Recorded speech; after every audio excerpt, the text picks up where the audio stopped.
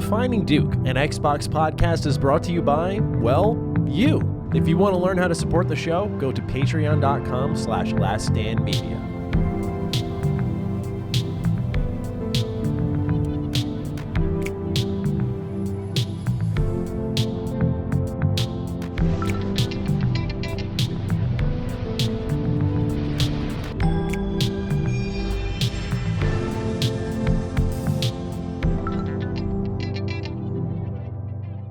Salutations, everybody. It is Maddie here today, and welcome to episode 84 of Defining Duke Ultimate, a Defining Duke supplement.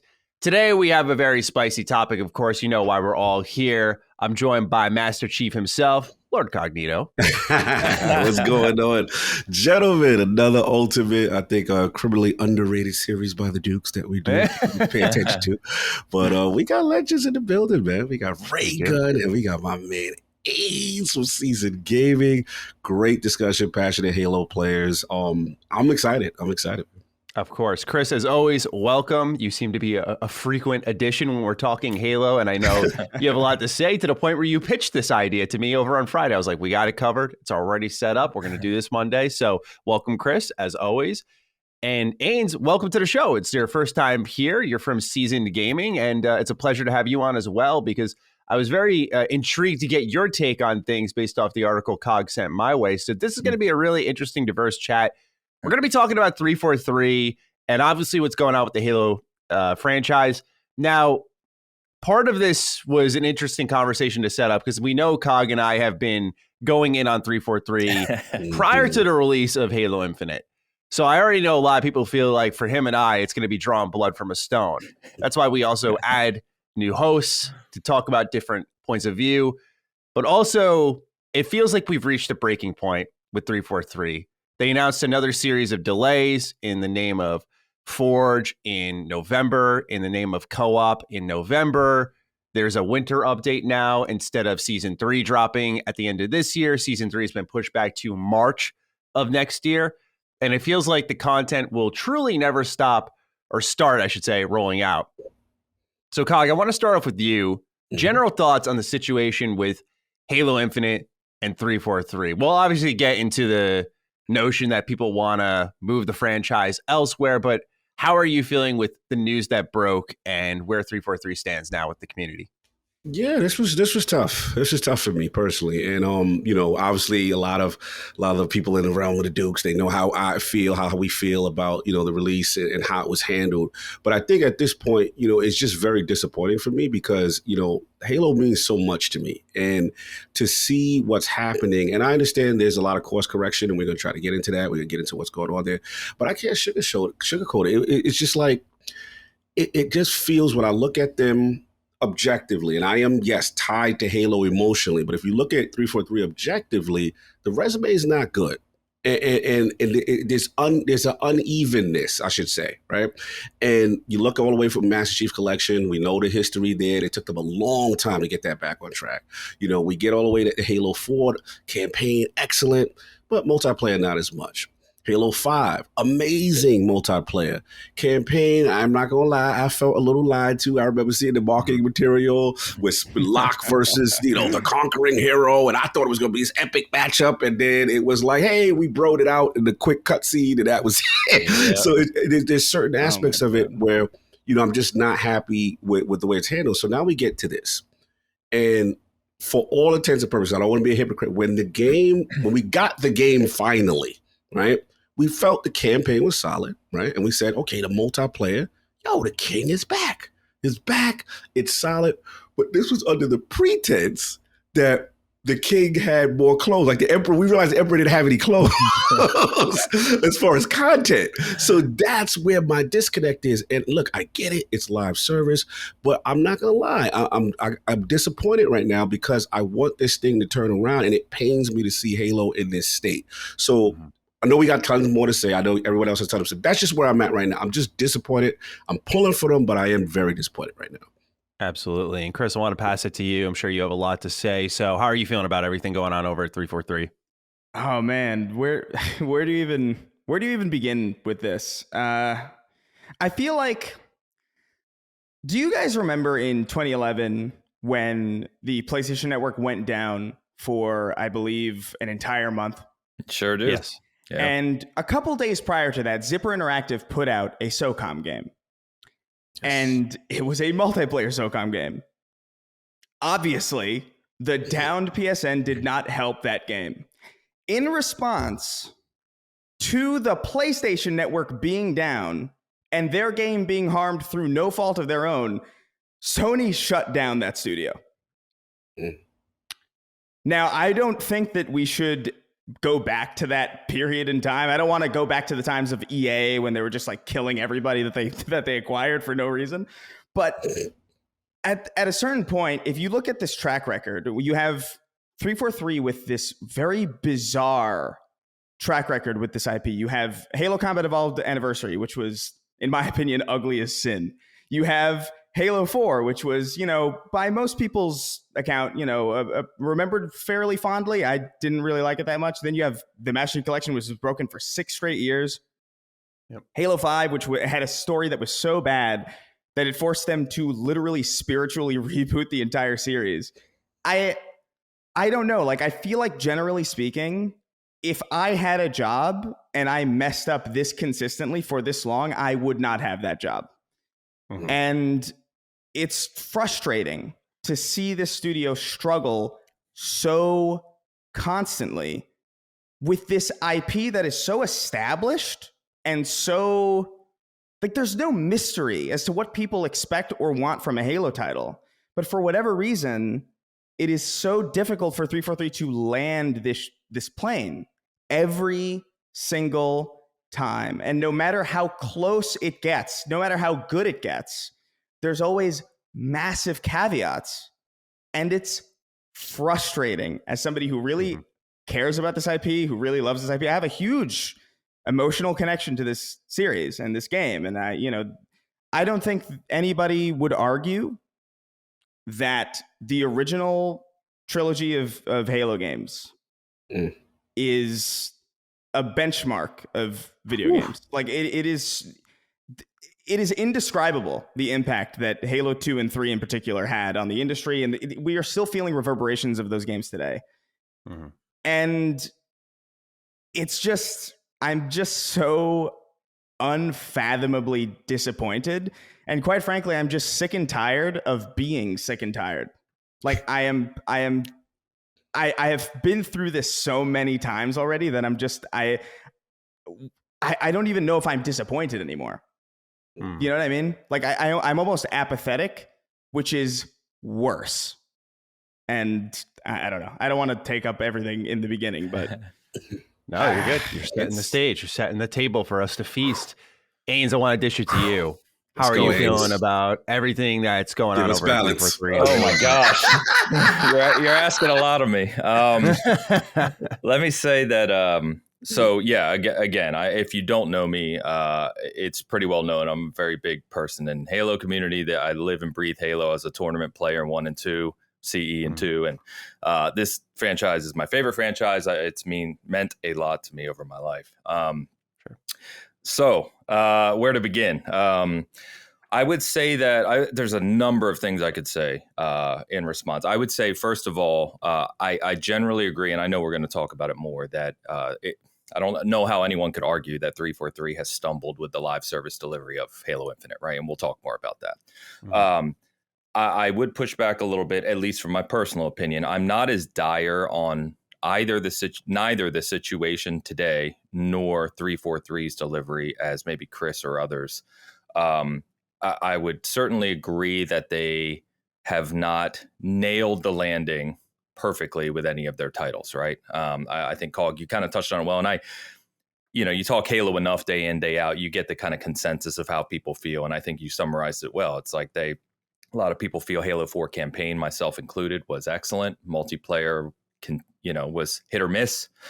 Halo 5, the reverse, right? We've talked about that. Mm-hmm. Master Chief Collection, we all know that was one of the funniest launches I've ever had in my life, how broken that game was. I mean, unbelievable, right? But it's taken several years, as Chris pointed out. But still, there's two core things I'll say to start. And as we said, we don't want to all take 20 minutes right out of the gate. But one, I think I think we do ourselves a disservice. And I know it's impossible to separate the two because it's the same IP.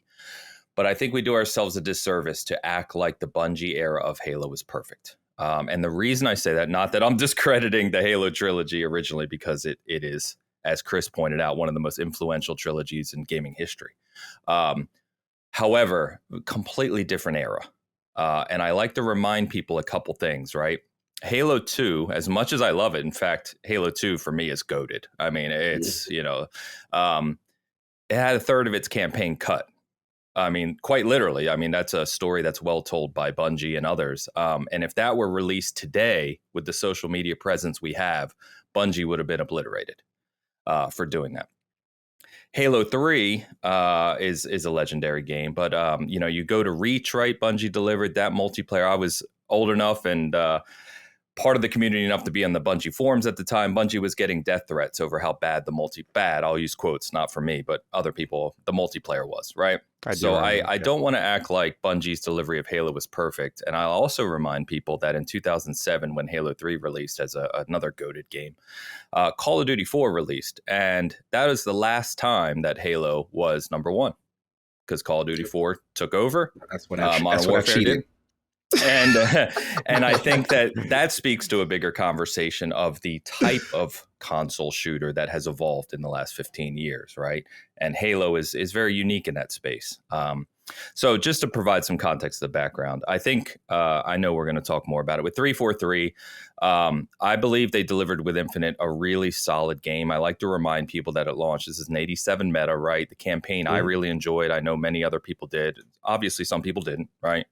But the multiplayer mechanics, the feel of the game, the kind of how they were able to spiritually make it feel more like older Halo multiplayer, but modern at the same time.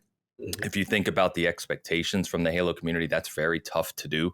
And they somehow managed to do that. So I celebrate them for that. But like I said, I know we're going to talk more about content delivery, which is where, in my opinion, the true struggle is. But again, I don't think I'm as dire on the situation as others. Right. Yeah. And just to put some of my thoughts out there before we dig into more individual topics, I've, alongside COG, always been, we call it team delay, right? We specifically recall the discourse of Halo Infinite ahead of its launch, where I could cite multiple outlets saying it had to come out last year. I don't know if they knew something we didn't know, but there was a lot of it must come out.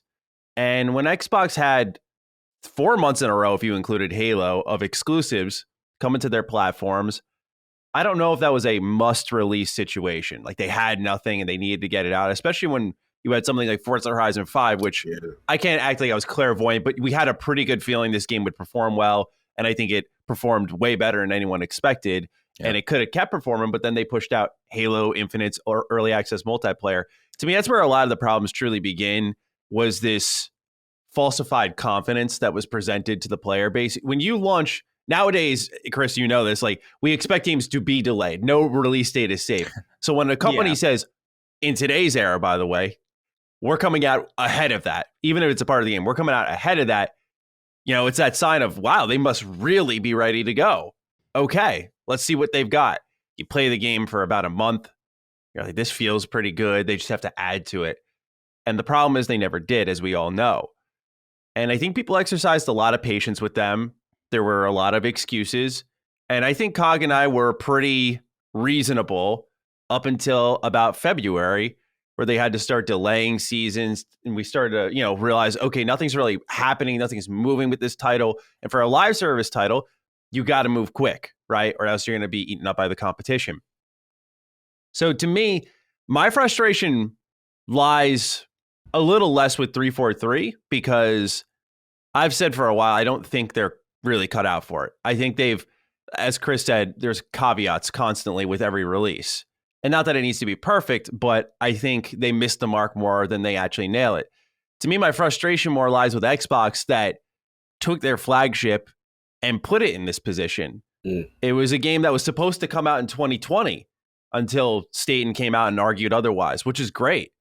Pushed it back to 2021. Imagine if, we're talking about this game now in the end of 2022 almost. And I just think back to this game was supposed to come out at the end of 2020 with a new console generation. To say this would have been the next Cyberpunk might be doing it a favor. It would have been way worse than it is now. And imagine the wait then.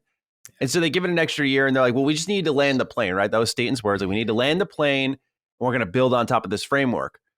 But it just feels like this team can never get its act in order. And it's frustrating as someone who I personally disconnected from Halo during the 343 era and then reconnected ahead of Infinite's launch, played the MCC from start to finish again, went, wow, I really love this series. Like, this is a bigger part of my heart than I realized, especially because I love Combat Evolved. The amount of times I replayed that game on the OG Xbox, I couldn't even count. Like, that is my heart and soul, man. Classic. So to me, that connection was reestablished. And then you see how far we've gone away from that. And it's weird because when you look at the campaign in this isolated box for Infinite, I feel like they got really close to the OG Master Chief, like what he was all about, the way they wrote him, the way he acted, he behaved. It was amazing.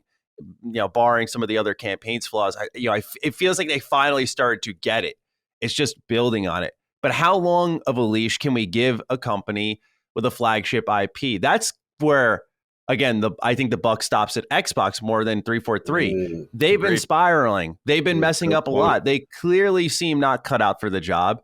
So I'm sitting here wondering, why are we letting them do this? Why are we letting them do this to themselves and to the IP? And we'll get into it now, where they talked about needing more time, more resources. And the way that they speak about this game, to me, doesn't feel like they're talking about Halo. Like, I think down the stretch, and I've said this numerous times, that Starfield, Elder Scrolls 6, and multiple other Xbox exclusives, potentially Avowed, Hellblade 2, will start to usurp the old generation of like 360 classics with Halo, with Gears, and start to establish a new identity for the brand. But right now, and based off when you released it, that was your flagship, is your flagship. And the way they're speaking about like limited resources, I know it's not just a snap of the finger, and I know game development's not something you just throw money at, but we're talking limited resources with a game that's supposed to be supported for 10 years, and we're just about a year into its life cycle, and we're already talking about reallocating resources, cutting content. I find that extremely frustrating, and the wording doesn't scream to me AAA exclusive flagship IP. So I want to go back to you, Cog. We'll just keep this circle going. Mm-hmm. Based on what 343 said, what is your read on the situation? How do you feel about the way they're speaking about Halo as a franchise over at 343? Again, it's just it's disappointing. Obviously, when I heard the news, it's kind of like what Chris said. You get into the apathy stage, like, all right, what I'm saying? Here we go. What happened? What happened now? Is kind of where I was at with it. And then I listened to it. I'm trying to be fair, but I got to be honest. The thing that I struggle with the most is the reneging on promises and deliverables. And that as a studio is when you get into a dangerous zone. Me and Chris are Destiny fans as well. And to me, this reminds me of those dark times of Destiny 1 and even Destiny 2's vanilla launch, double primary era, ability regeneration was extremely slow. The meta was very stale. You remember that face, Chris, we had. We were not happy. And it just felt like it took them very long to get back on track, as well as, promising things and then not delivering. So when I get this news, and off the bat, look, I'll be full transparent. I'm not a huge split screen guy. I'm never going to say that I was, but I know there's a portion of the community that truly wants that, right? The campaign co-op, that meant a lot to me. It's tradition for me. Whenever a new Halo comes out, you slap that bad boy on Legendary, you grab the homies, and let's rock, right? And you just go through it. And it was always, to have that not there Infinite hurt me personally. Now, I'm not the Forge guy, but I understand what Forge means. And from what really, I had to take my selfishness out of it and say, Forge actually may mean more, because at least they could have sustainable content created by the community, since they couldn't necessarily have the maps and things they have in place. So, I guess where I'm at with it, Matt, is kind of, you alluded to it. The reason why it hurts so much is because I love it so much. And the fact that if I realistically looked at other flagship IPs from other companies, would Nintendo have Mario in this state? Now, I know they're not entirely the same games. You know, Sony, would it have one of their flagship titles in this state? And that's where it really bothers me. Now, look, I'm not trying to, get the tiki torches to do exactly what the mob do. You got to be constructive, but at the same time, I know they can't be happy with this. Internally, like right, that, right. You know it. 343 can't be happy. Microsoft can't be happy. The numbers reflect what the numbers reflect. Anemic Steam sales. I'm looking at it right now. It's like number 17 on Xbox Live most played. This is a free to play title. This should have been basking in the glory. We should be coming down a stretch run of content. And that's what frustrates me, that all this stuff wasn't there. So, yeah, I mean, that's just where I was with this latest news. It was just like, man, I thought we were finally getting over it, but it seems like it's way longer to anticipate the turnaround that I expect for me to be satisfied.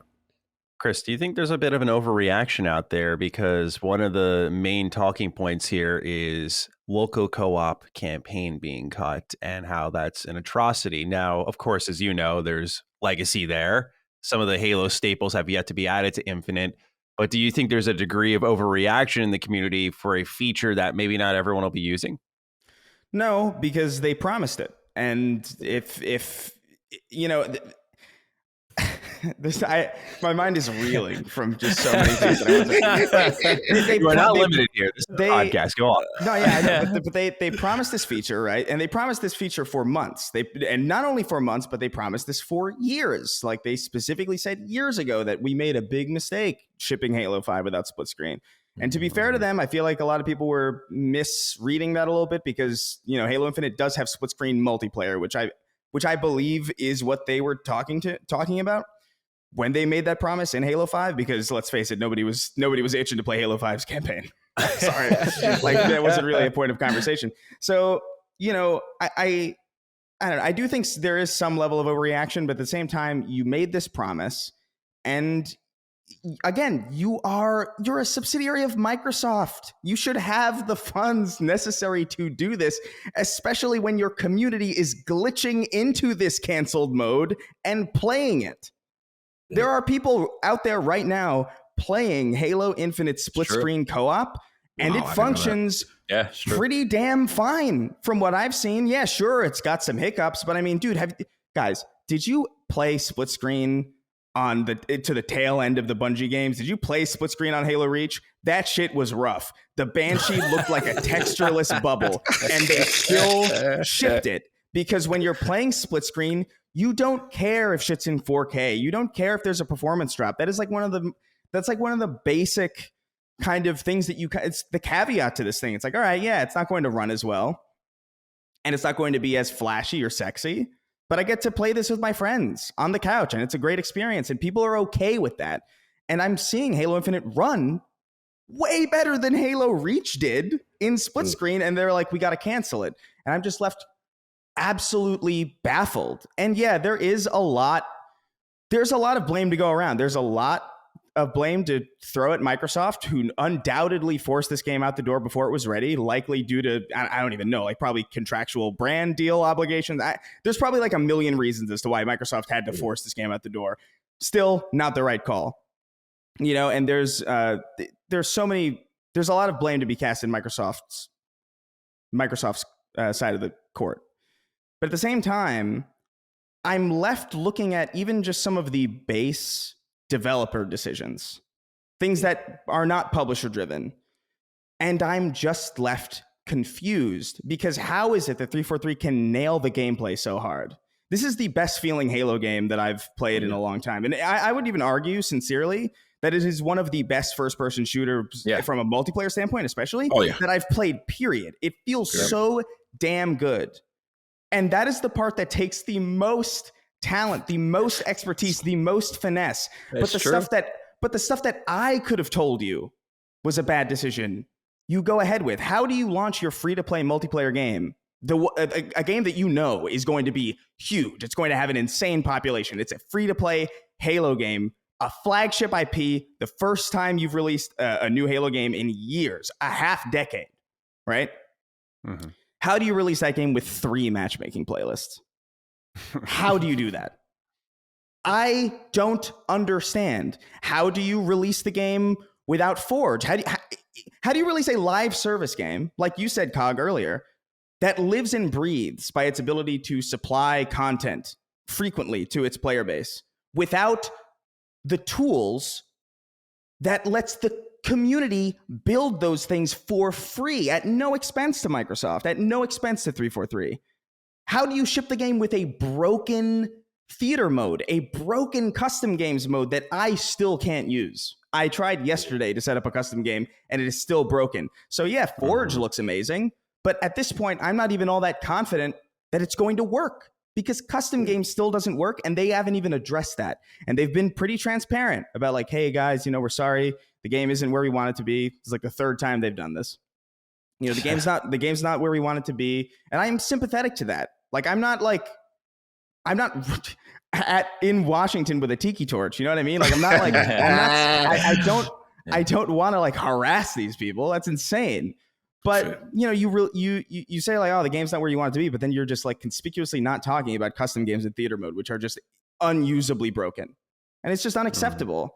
And they promised split screen co-op campaign and they canceled it, and that is a really huge blow. But I think one of the shittier aspects of this is that they put out this update video. It's a 30-minute update video where this new guy goes on and he talks a lot about some of the new stuff that's out, and some of it's cool. Sean. I thought the Spies versus Mercs like Splinter Cell inspired mode that's kind of cool. Like I'm down for that.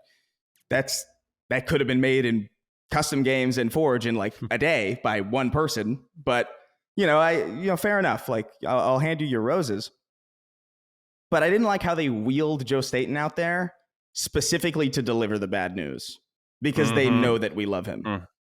That's like, that was like a weird, and I noticed it because everything else they had to say was like, hey, we're working on this stuff. But then they cut over to Joe. I like the camera turn. You saw the camera turn? Yeah. He made the turn. He was like, we made the decision to cut the split screen campaign co-op. The turn was ill. And I feel like they know what they're doing with that. They're just like, Joe. Okay, I get it. Take your time. Send the homie out to break the news. I don't know. It's just, there's a lot of just base fundamental 343 led decisions that just constantly have me confused. And, as much blame as there is for Microsoft for sure, I do think there is a lot at 343's feet as well. I don't think that the IP should be handed over to somebody else, at least in the context that people are saying. I think it'd be cool actually to have like, maybe Obsidian work on like a single player Halo RPG like off to the side. I think that'd be neat. But like, I don't think, like a spinoff. Or like, I've been wanting a Halo Tactics game for a really long time. But like, that's beside the point. Beside the point, I do think that the calls for 343 to be fired are a bit much, specifically because they've gotten better as they've gone along. I personally thought Halo 4 was awful, personally, like from like every like I just didn't like it. It wasn't like it looked like ugly. Huh? Really? I'm actually surprised by that you didn't like graphics. Yeah, I just it looked. I'm not saying it doesn't look good. I'm just saying it looks so un-Halo that it feels. I don't know. It's like different to you. Okay. I don't know. It feels like if your dad died and then like a year later a clown came in your house wearing its clothes. Chris, come on, don't do him like that. It's like, don't do him like that. And it's like, look at me, I'm your dad. Remember me? I'm like, this is. You don't. Man, you're not like this. Man. You don't look quite like I remember. It's really off-putting. And why did the grunts? He was caught up at the gym. He was the hottest looking 360 game at the time. I had to say a clown. Damn. Why is Master Chief so fat in this? It's so. Anyway, like, I don't know. And then Halo 5, I thought got better. Like campaign was rough from a story perspective, but I actually thought the level design was significantly better. I thought the way they approached encounters were interesting. I thought like, well, I didn't love the way they handled like hunters and little things like that. I thought it was interesting that they were doing new things with it. And the multiplayer was, while I don't think entirely what Halo should be, it was very fun. It was a genuinely good first-person shooter. And then Halo Infinite is the closest they've gotten, where I feel like the campaign, while sparse on diversity and specifically in environments, like a really rough blow to the campaign is just the environmental diversity of it. but it plays really well, and the story is solid, and the performances are really good. Like I thought they handled Master Chief's writing so. I think it's the best they've handled Master Chief's writing personally, and and the multiplayer is great from a foundational standpoint. Yes, and I remember being very excited about Halo Infinite when it was coming out because it was like, okay, this is great, but that was under the pretense that when it launched, first of all, custom games was going to work. I was not expecting that would be broken and still be broken 9 months after launch. I expected there to be a consistent content rollout, which there just hasn't been. And I have to ask 343 and Microsoft, although Microsoft specifically, because I'm sure they're the ones that kind of push this live service model on it. If the goal was to make Halo competitive in this new live service industry that we kind of see ourselves in, if the goal was, the old way we did things was not good enough because players expect new content more regularly, and the old model just isn't the way to do it. We have to do the live service model. If that's truly the case, then why is it that previous Halo games that were not live service models, why is it that those games were better at delivering new content more reliably than this one is? Yeah. By this point in Halo 3's life cycle, we had 6 new maps and 2 new Forge canvases. That's insane. And that's not a live service game. And I get it, there's a difference. It's not apples to oranges because they were paid for map packs. But the point is that they had the ability to get those maps out. They had the ability to get that stuff done. Right. And it is a different industry. Like I do think games are probably harder to make, but at the same time, this is a storied franchise. This is your flagship IP. I know some people out there. I know some people that I like. Vicious on Twitter. Yeah. He was like, Halo's not their flagship IP anymore. It's Minecraft and all this stuff. And I would agree that Minecraft is huge, but my guy, Chief is on the box of the console. He's etched into the chipsets. This is the flagship Xbox title.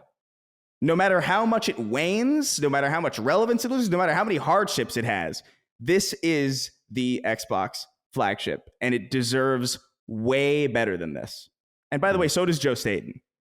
Yes. Joe Staten deserves better than to be wheeled out and made to be the face of bad news. That guy knows what he's doing. And as far as I know, based on interviews that we've heard from him and based on talks that he's given, he's a pretty big reason as to why a lot of the campaign apparently before Joe Staten came on didn't even allow you to take Marines around. And that was some of the most, and that was some of the most fun that I remember having in my replays of the campaign was just packing all the Marines into a Razorback and giving them arcane sentinel beams and just watching them go to fucking town. So much fun. I don't know. I've been talking too long, but it's a mess. You're good. Let's balance it out. Let's bring balance to the force. Ains, I know you lean on the more optimistic side of things, but the heavy-handed negativity you've been dealt here. Before we move on to after this, I do want to talk about moving the IP, the future 343 after this. But what has kept your head above water here? Yeah. So funny enough, as Chris and Cog were speaking, I just found myself nodding a lot. You probably see me because I agree with probably 90% of what you guys said. I think there's a lot to comment on there. So I think that 100% that I don't think anyone, even the most optimistic people, can argue that they fumbled the live service delivery. I completely agree with you guys that when you look at Halo being the flagship, and I agree with Chris entirely, you can talk about Minecraft being maybe a more valuable quote IP. Halo's the flagship, period. I mean, Halo is Xbox. So I would say that if you are coming into this, and to all of your guys' point, you're coming into Halo launching in 2020, and Maddie, you said this, right? Supposedly launching in 2020. How do you not know the state that's game in truly? And I don't think it's even just Halo. We've seen this on other Xbox games too, and it really makes me worry about, this is a broader conversation now, but worry about, the delivery of bigger new IPs, which I think you were alluding to, Maddie. But how do you not know the state that Halo is truly in? So then a seemingly last minute, because the console boxes, to Chris's point, have Halo Infinite on it in 2020, right? So seemingly last minute, they then say, okay, we're going to delay this. They don't tell us how long the delay is at the time. Remember, we didn't know how long it was going to be. It ends up being a full year, which is a substantial amount of time, goes without saying.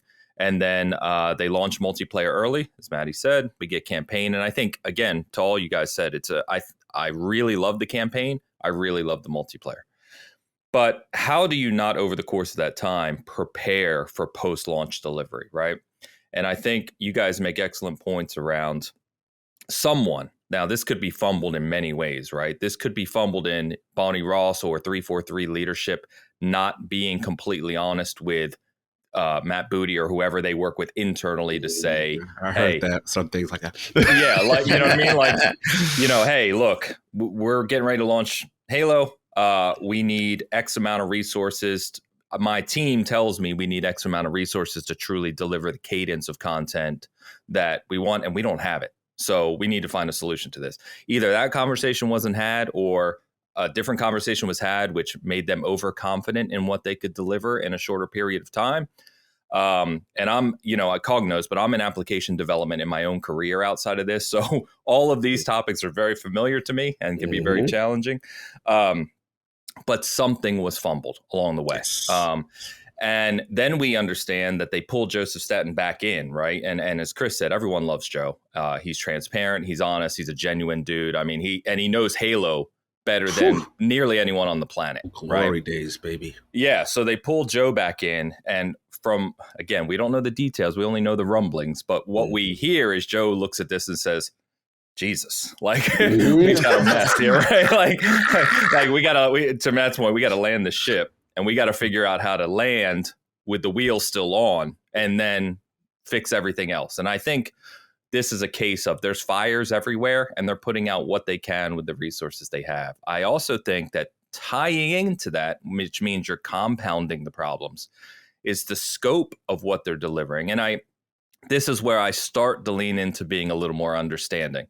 The scope of what they're attempting to deliver is broader than they ever have before by magnitudes, right? And I think that they do themselves a little disservice with saying, well, just some of their communication's really poor, as Chris alluded to, right? Like they talk about Forge, and it's like, well, Forge launched over here or launched 6 months after Halo 5. I forget when Forge actually launched, but Forge is coming for Infinite. And I think just calling it Forge, using the same word, even though that's what every Halo fan knows, is a disservice, because the new Forge, if you know anything about it, it's almost like a game creation suite. Yeah. I mean, it is phenomenal. So advanced. Yeah. It's amazing. And it's got scripting and bot design, and you're going to be able to create PvE versus PvP modes like Firefight, Warzone, Invasion, all these things Halo fans love, right? It's so far beyond what is available pretty much anywhere in the gaming industry. That's an incredible achievement, or will be, we hope, right? But like they don't talk about that, right? Like, why don't you come out and talk about that and say, hey, we're going to have a 20-minute conversation on Forge and what the future of Forge is and why it's taking longer to deliver this, right? You leave it to people like us, the hardcore fans, to decipher that. But the general community, all they see is Forge didn't launch with it. Why not? That's a problem. Like Halo 3 had Forge, Halo Reach had Forge World. Why doesn't Halo Infinite have Forge? And there's legitimate reasons why it doesn't at launch, but they're not good at communicating that. But that's still no excuse why you go back to scope, right? Scoping projects.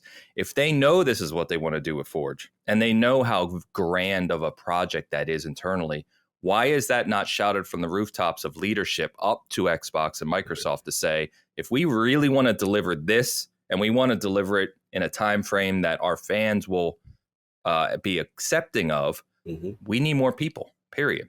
And I've had a conversation, this week and many weeks because of 343 about Call of Duty and what they deliver with Warzone and an annual release and campaign and multiplayer. And it's giant, right? And I point out to people, Call of Duty has 8 studios working on it. 8 full studios. I mean, you're talking thousands and thousands of people. So if this is, to Chris's point, if this is your flagship, and we all know it is, and 343 is your studio, because there are, no matter what anyone says, there are a ton of talented people at 343. I hear this directly from developers saying some of those people working there are insane. Oh, yeah. I've talked to them behind the scenes too. But it's clear this is your multi-billion dollar IP. You have to invest more into it. And people say, well, they created the engine and they spent a few $100 million to do this. And realistically, a few $100 million with an IP that last I checked was worth like $6 billion. You're not investing enough.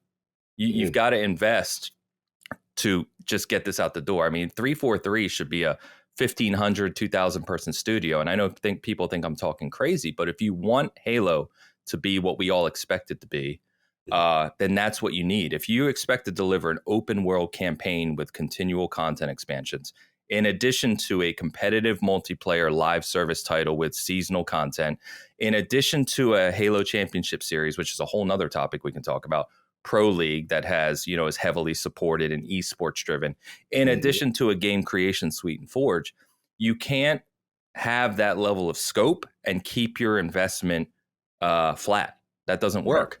It just doesn't work. And I think we're seeing the results of that. And I think Joseph Staten, from everything we know, has come in, as we were joking about, right? Kind of seeing the fire.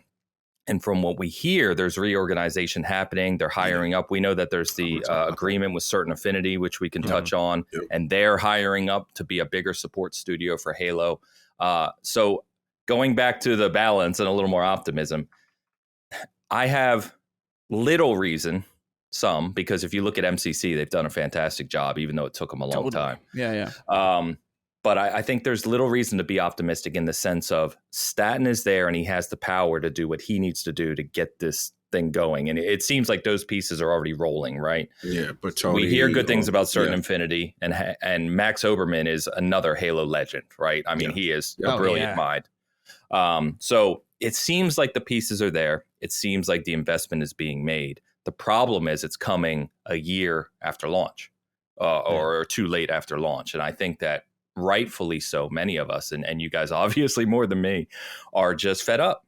And it's like, well, how did you not account for all of these aspects well in advance? Why are you accounting for them now? I guess is the question. It's frustrating to have to constantly wait for games to get good.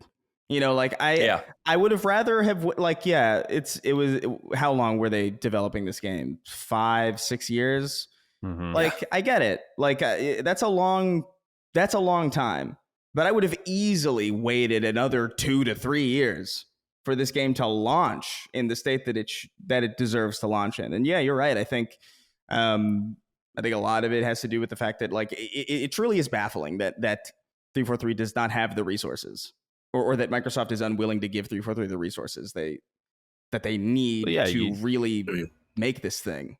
You'd think, with how live service games come out of the gate, you'd think the one company with Microsoft at their back would be the rare exception to get it right and have the content and the funding, because just the limitless funds that you could throw at the game, they could experiment, test new branches, continue to push updates, but they just don't. Yeah, there's a lot, and at the risk of being too negative, I do want to say I do want to give props to 343 because I do think they are a very ambitious studio in ways that a lot of other studios aren't. The fact that the Master Chief Collection works at all is insane. The fact that you can matchmake between 8 different game engines and it seamlessly crosses that is cool. I don't know of any other thing that does anything even remotely like that. And it's the greatest game collection ever released, in my opinion. No, for sure. But it's such a shame because it always has that stain. That stain, right? The caveat. It's great now, but yeah. It's first impressions are everything, and to me, it's the saddest thing about Halo Infinite to me is that I know it's going to be great. Right. I know at some point it's going to be amazing because Forge looks incredible, and even if Forge comes out and it's completely borked and fucked up. I know at some point it'll get patched to the point where it's wow, you can build Metal Gear Solid in its entirety in this thing, and that's how insane is that? And that's really cool. But I just feel like the road they're on right now is just going to lead to such a whimpering, pathetic comeback for something that deserves so much better. I think 20 million players, he didn't even need a comeback. Yeah, that's exactly. It shouldn't have needed a comeback in the first place. And to me, it's just how sad is it going to be when people just kind of forget about it or they fall off because the seasonal model is just not really all that interesting.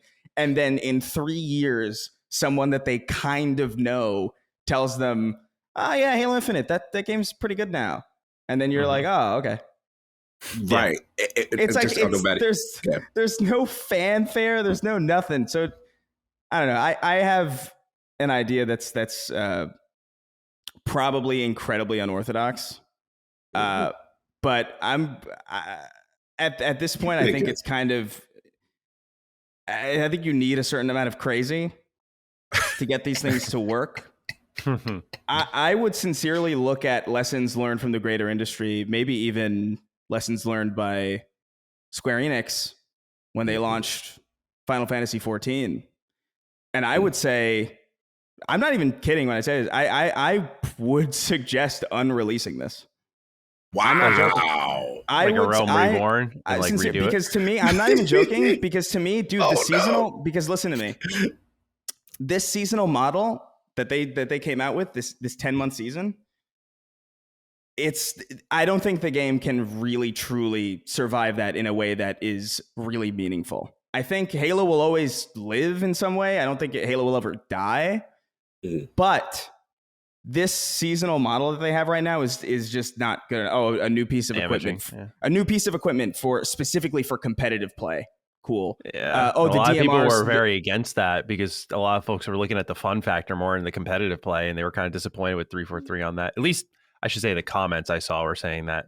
Yeah, I do think there's a level of there's a concerning amount of focus on competitive play at 343 in general. Like, I think Halo 5 was cool, but like there's a reason that game died off really quickly, and it's because it just was not friendly to social players. It had no real foundation for them. It was a very sweaty game, and even now, right now, with the current skill-based matchmaking implemented into Infinite, it's just it is a sweat fest, and it's really difficult to kind of play that game in a casual way, in the same way that it used to be very easy to play the old Halo games. And I think at its heart, that's what Halo is. Halo isn't a game that's competitive necessarily at its core.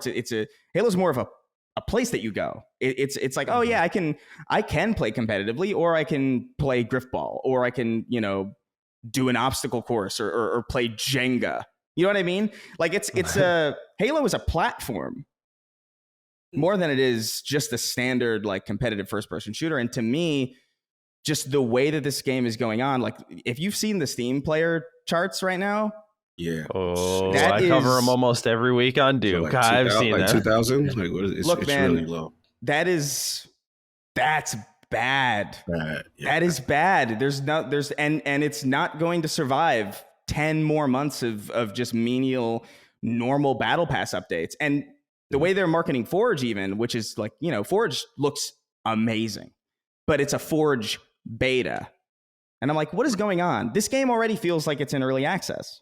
So to me, I feel like I would rather straight up just see this thing go away and come back guns blazing. I would rather see this game come back, be like, oh, hey, we're gonna step back for a while, and then we're gonna come back.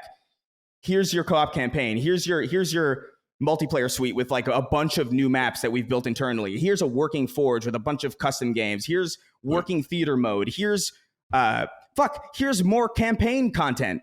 Here's the new weapons and the new equipment that we would have slated as like really incremental drip feeds for the battle pass. Right. And that way you can have the drop pods. And that way you can at least have the chance to have this real big comeback. Because as it stands right now, with the state that the game is in, the interest that players have in it, and the amount of people playing on PC and even on Xbox, the amount of people that have just fallen off are insane. I don't think any number of small updates, even Forge, I don't think that is going to cut it. I don't think that's going to get the game to where it needs to be. And I think you really need to and not that you can't have the live service, by the way. Not that you can't have like the game come back and here's a battle pass and here's like a bunch of new customization. But this game's not done. And I would rather see it go away and come back strong than watch it slowly and feebly hobble to a finish line where it just gets to be kind of okay. Like, when is this game going to be great? 2025? I don't know. Possibly longer. Yeah. Yeah, possibly longer. And it's I don't know. On that note, Cog, it's time to really dive into where I know we've had to inch our way there, but I think it's really important to lay the groundwork on where 343 is, how we feel about it. But now we're at the point where a lot of the industry immediately leapt to, which is it time to move Halo? Is it time to take 343 off the license? I know Chris spoke to it a little bit already. I just want to get my thoughts out there, and I'll dish it to you, Cog. Yeah, please. For me personally, I am perhaps galaxy braining this a little bit, but I wonder if they made this a 10-year game plan because they didn't want 343 to do another Halo release again with just their track record. I wonder sometimes, because as we've already gone into possibly ad nauseum, they continue to mishandle it, and perhaps they saw a more favorable outcome with just incremental updates over instead of making them do a whole new Halo game release. We'll see if that pans out to be true. But when it comes to actually shifting the IP elsewhere, I was saying this before we really shit the bed with Infinite, but I do feel like Xbox has too many options at their fingertips to not experiment. And this is in the spin-off nature that Chris was alluding to. I feel they have too many options to build the brand in unique ways, where one of the more, if you will, embarrassing moments, I think, of 343's tenure with Halo was when Halo Wars 2 came out, and it was widely regarded as a better Halo game than 5, and the story was legitimately good with an actual menacing villain. I was like, this is what Halo is about. But this is an RTS. Shout out to H. And I think it showed there that maybe Halo can be great in areas that are first-person shooter, are not also first-person shooters. And I feel like Xbox hasn't really flexed the muscles of the franchise enough to show it what else it can be. We've seen RTS, first-person shooter, and twin-stick shooter. And honestly, two of those go into the same basket as a shooter.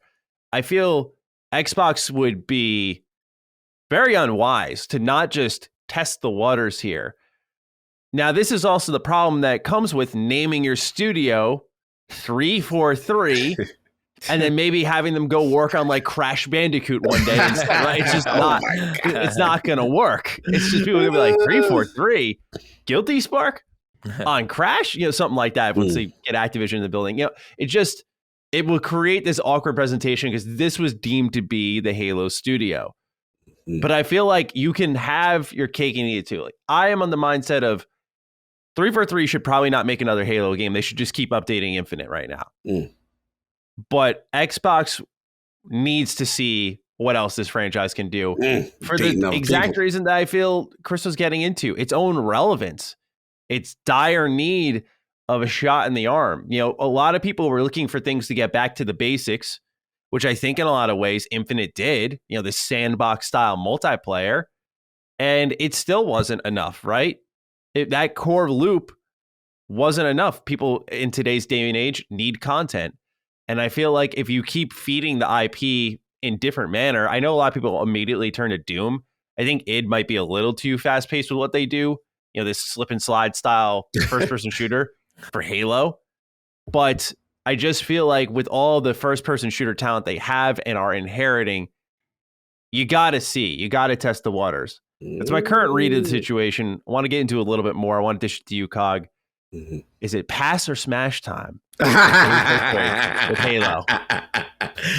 Look, man, I hear the talk. I see the talk. And I listen, I'm not going to say that the talk is completely unwarranted, because I think we all agree there's mismanagement here on some level, right?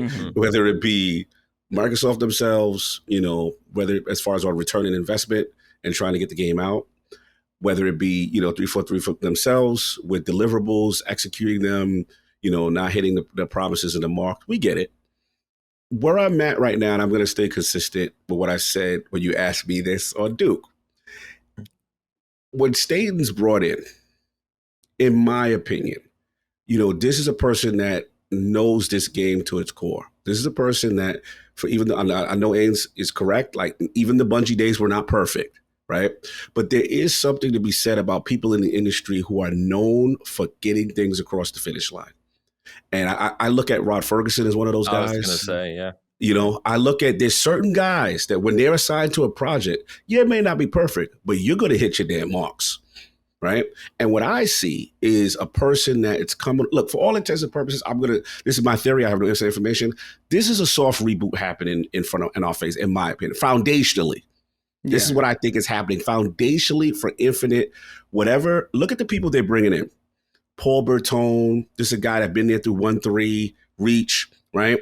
Then they got Karen has already been there, but look what his role is. Now he's the head of live service. That indicates to me that you have a problem with deliverables and that we're putting the right people now in position because either A, somebody ain't doing their job.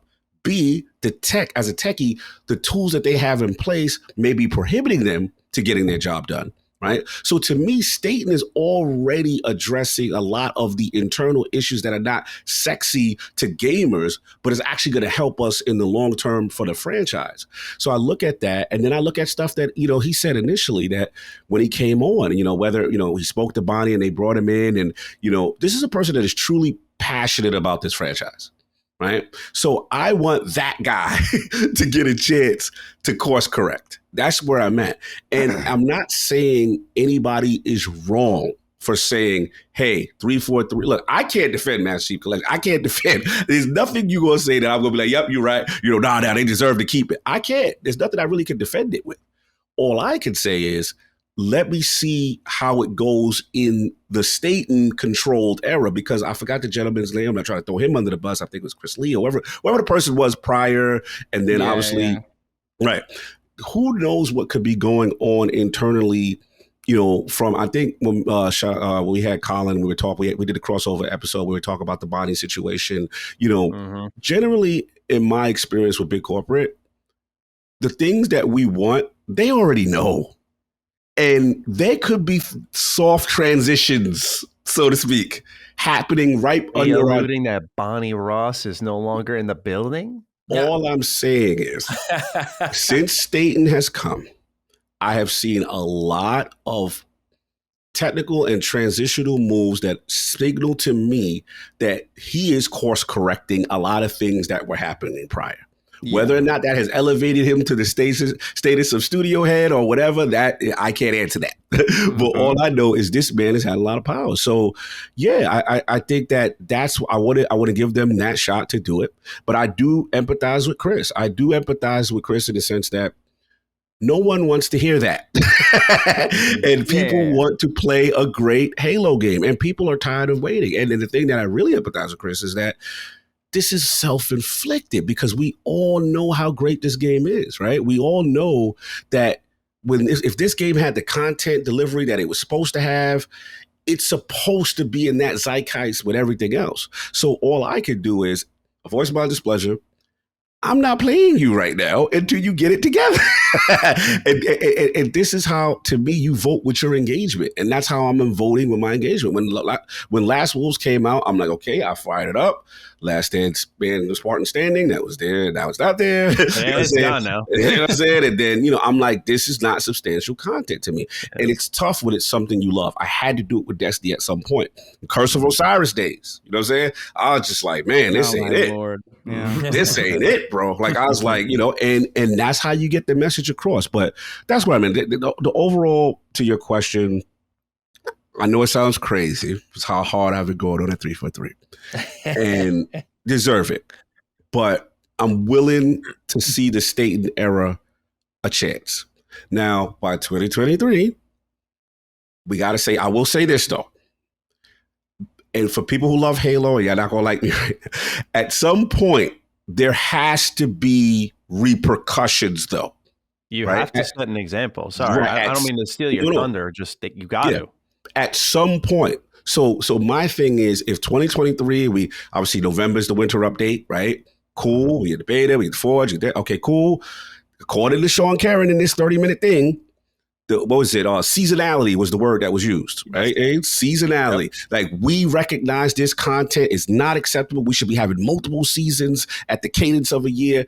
I'm going to hold you to it, 100%. Right? So come 2023, this better be this constant rollout and rewarding players and technical issues. The PC version is atrocious on certain levels, right? There's a lot of things that they say that we got to fix the core first. Makes sense. But if you don't execute, no one wants to hear it. So that's the breaking point for me Well, I will revisit what you said, Maddie. Okay, we gave your man a chance. We gave this, and y'all still can't do it. Okay. Then So it is what it is. just to add on to the conversation, Mhm. firing Bonnie Ross. We talked about it on the DD Saber Symbol crossover. And I remember Colin saying that because she'd be a woman at the top of the company, that probably she wouldn't be fired. And I remember trying to interject, but I know we were deep in the show, so he kind of moved on top of me. But I wasn't of the mindset that that would be what stops Microsoft or Xbox, just because you see how many women work within the Xbox lead positions. I don't think there's a threat there that you fire Bonnie because she's a woman and how bad it would look. I don't think that's a major optical loss. If anything, it's an optical win for them. And who knows if it actually makes a radical change that people are looking for. But I want to know, Cog, if you think it's time to pull the plug on that. I know you've definitely alluded to it. Like you're seeing the transitional move. Do you think it's time to let her go and take a step in the new direction here? Yeah, I'm just going to reiterate what I said before. I don't know. I don't know who's exactly responsible. I can't sit there and definitively say Bonnie is definitely the problem. I'm not going to sit there and also say that her regime's been great either. Yeah, not to share your thoughts in real time. Just I guess because I should have not put you on the spot like fire her.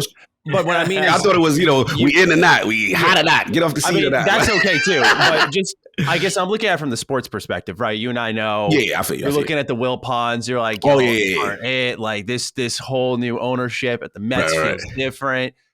Do you feel like a culture change is in order? And this is what I would say. We'll use the Mets. It's like, for example, if Bonnie is the equivalent of the Will Ponds, right? And we're frustrated with the org, right? But we had who's a bad one? Not Omar, not what's his name? Alderson, and Alderson is making dumb moves or moves that I don't agree with. I think we do first start with Alderson, the GM, right? And get in someone who can actually execute deliverables, right?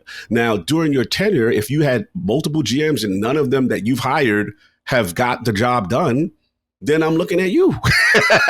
So that's just as simple as I can say it. What I'm saying? Just at some point, the buck does have to stop at the top at some point. The only reason why in this case, I am more, let's see what happens with Staten is because of the history, because of how tightly he's connected. So I'm curious about Ains on this because I don't think I've ever had this conversation with Ains, just in reference to, the mismanagement and, the talk and right now about who should handle it and what's going on. So I do want to divert, not that I'm getting off the hot seat because I feel how I want to divert there because I do want to see what if I've never talked to Ains about this. Yeah. I generally agree with you guys in the sense of Bonnie is the studio head, and no matter what, at the end of the day, as you escalate, it ends at the studio head. Now, one thing I would say is that Halo as an IP is far bigger than just the game, right? So you have the TV show and you have the books and the comics and the merchandise. And, 343 is a vast studio of all these different teams, Halo gear and all that. So I think, again, I often wonder, and I think we all know this is true, especially in a corporate setting, right? Where we sit in this relationship with Halo and 343 is very different from someone at Microsoft, as an executive who's looking at spreadsheets of 343's financials, right? And I think generally speaking, 343 has been a good steward of the IP in the sense of growing Halo's profitability as an IP. Someone the other day said that, in the Bungie era, which was 11 years with Halo, right? They released 6 books of lore, campaign Halo lore. Whereas in 343, they released 23. And they've really expanded that universe. So I think that's when you talk about studio heads, right? You're not talking about just the game. You're talking about a whole IP and ownership of a number of different things beyond the game. To your point, Cog, I think we've all said, Joseph Staten, very few people know Halo better than him, as I said. And I generally agree with what you were putting forth, Cog, which is, and it's not what anyone wants to hear. I think we all know that. No one wants to hear right now, let's give them time, right? Like, no, we've done that, right? But let's give them time. And I say that kind of half jokingly because as I was saying previously, I think they are putting the places the pieces in place, excuse me, to really, really drive Halo Infinite forward. When I look at this roadmap that we got this week, right, and we talk about the winter update, and I think part of the big mistake, it's kind of, you guys will laugh at this, right? And I'm sure we had similar experiences. So when the 30-minute video came out, and I would recommend anyone criticizing Halo to watch that. Watch the full video. Yeah, there's a lot of context in there that you don't get from just looking at the slide, right? Agreed. But when I looked at the slide and I saw winter update with the content, and I saw season 3 quote in March, I was like, oh, this is going to be bad. This is going to be real bad. Like you shouldn't have done this, right? Whatever you do. And I think other people have noticed, well, if you're being realistic, right? Being honest, what they're delivering in November with the winter update, it gets out campaign co-op. Finally, that conversation can be put to bed, right? That's done now. And the resources you have working on that can obviously shift to other things. Right. Forge, Chris, I think you're talking about, it does say Forge beta. And one thing I do want to push back on in the general conversation of Infinite is the word done or finished. I literally think this is a live service game. It's called Halo Infinite. It's never going to be finished. Like, this is just a game you're going to build on. They're going to build onto for years and years to come. Like, it depends how you define the word finished. Would you look at Apex Legends and say it's finished, or Destiny and say it's finished? Well, yeah, it's complete in a way, but there's still new content coming all the time. And I think that goes back to the scope conversation. Sorry, I'm jumping around a bit, but all good. When you look at what's being delivered in November, I think you get campaign co-op, you get Forge in the hands of the community. It comes with comes with your general kind of downloads of custom games and maps and things, so you can play in custom games, to Chris's point, assuming Hopefully. they fix the bugs with custom games. Yeah. And then you have, what you said was correct, Cog, which is they're also, remember, launching the new career progression in November, which is a big complaint from many of the community. It's like, how did you launch with challenges for certain game modes? And it's just not a good approach, right? Like, back to Chris's original point of who makes these decisions. Who made that decision?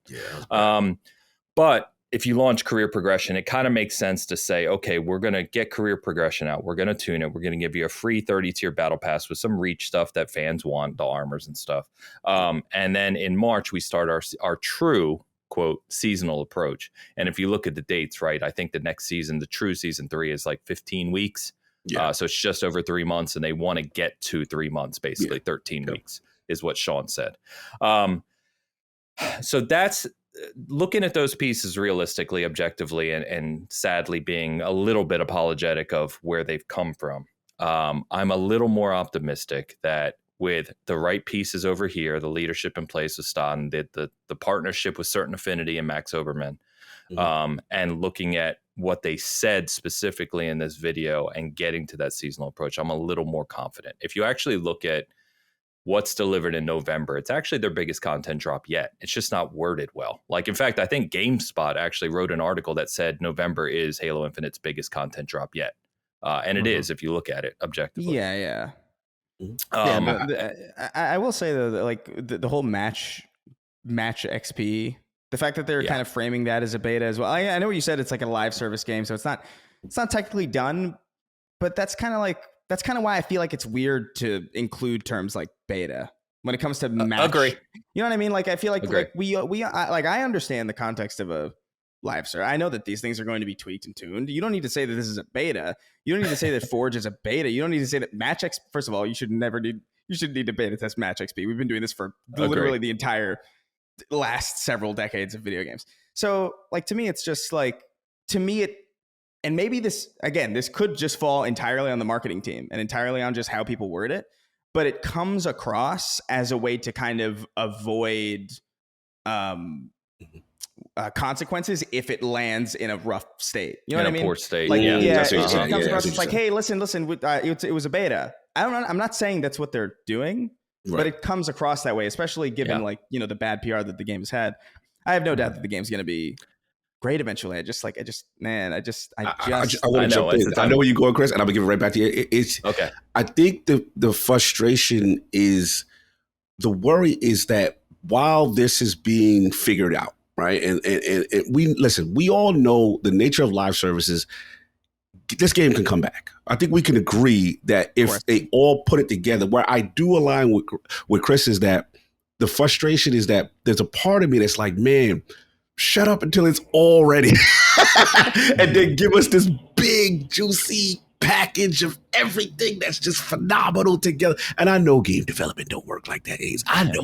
But it's just like, it's like, man, because it's like, this is such an opportunity missed. And my fear is, this is what Chris said that really resonated, is that when it is fixed and it is where it needs to be, and I think, Maddie, we've had this question, are people truly going to care?